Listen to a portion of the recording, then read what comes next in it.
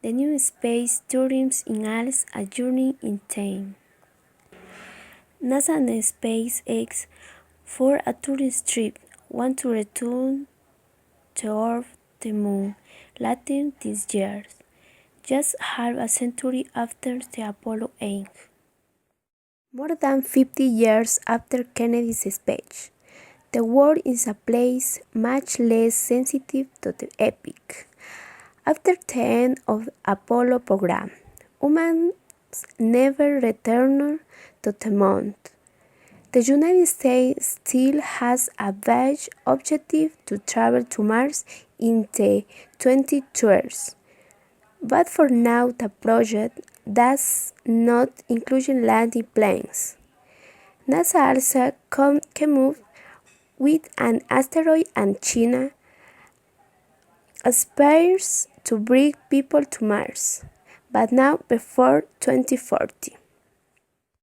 During the last 5 days, some details have been known about what seems the most realistic project to return to the Moon. Next year, it will be half a century since the first time a manned spacecraft left Earth orbit, arrived at Earth's atoll and turned around. The Apollo 8 department from the Space Center, John Kennedy, Florida, with an anniversary in mind. NASA is raising the prospect of turning the M1 lunar orbiting missions into a manned space. That spacecraft would be part a test launch on the SLS Orion Space Access System planned for 2018. According to the Washington Post recently, with the current plans it will be years before astronauts traveling in the Orion's capsules, lacking a budget to work in the first human arrival on Mars. The US will have to settle to repairing a gesture achieved 5 decades ago. The same milestone is made.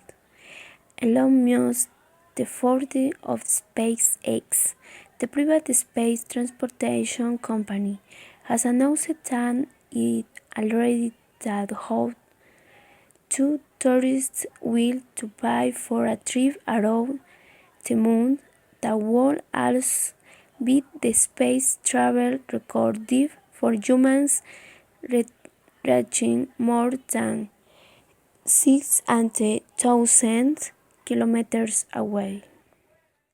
Although he has not even put a human in orbit, he says that his trip will possibly be at the end of next year, with an estimated cost of less than $100 million, although Musk has not revealed the price on the ticket.